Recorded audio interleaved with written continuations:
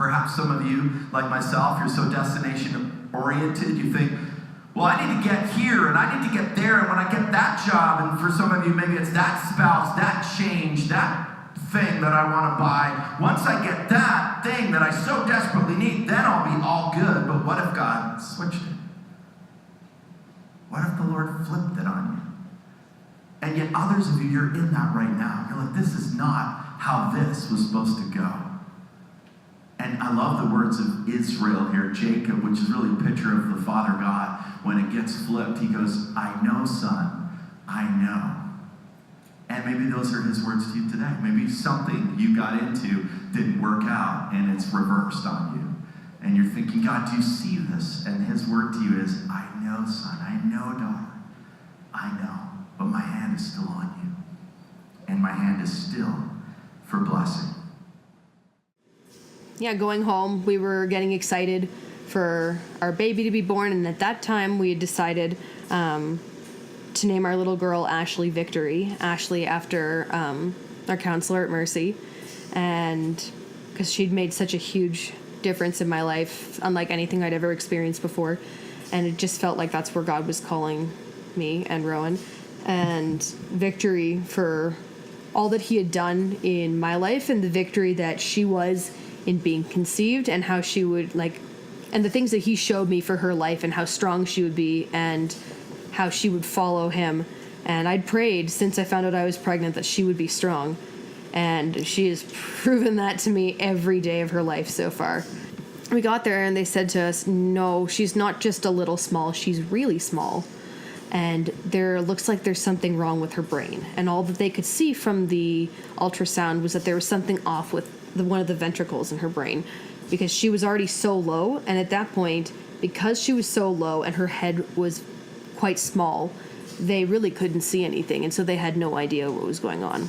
And they told us if it was some kind of genetic abnormality, like a trisomy 13 or 18, which I can't remember what the characteristics are of that, but they're fatal. And so they're like, if this is what it is, she will die. This came right out of left field. We had, up until that point, all of the testing had come back completely normal. My blood work was great in the first trimester. Anatomy scan at 19 weeks was good. So we were faced with, there's something seriously wrong out of absolutely nowhere. I don't think because she was my first, I didn't really quite grasp the fact that normally when you deliver a baby, you get them on you right away. You're able to have skin to skin. You're able to start breastfeeding as soon as you're able to, and as soon as baby's able to. But we didn't have direct contact right away. And I think I'll understand the depth of that more with a healthy baby in future. So they had an MRI right away, and the neurology team was involved immediately. They showed us her scans, and 3.5 years of nursing school wasn't necessary to look at her MRI and go, wow, that's not okay. It doesn't take any genius to look at her brain scan and see that there is something really wrong. There are different parts of her brain that are damaged and missing. A cerebellum that controls her overall motor function and is pretty much non-existent, which is amazing considering how strong she is and how well she moves. You wouldn't necessarily know. And so we figure that if mommy and daddy instill it in her from a young age that she can and she will, that's a firm foundation for her to start believing it's hey, I can do this, and nobody can tell me what I can and can't do. And then she will be able to believe in herself. And yeah, I saw myself dancing with this little girl in a field, and I knew that she was my daughter and she was my first child. And over the years, I continued to have more dreams where I actually was somewhere I was actually nighttime dreams. Before Rowan and I were actually dating, I had a dream of him and I together in this room where I'd come from the bathroom. I walked in and he was holding our daughter, and he passed her to me and he held us both.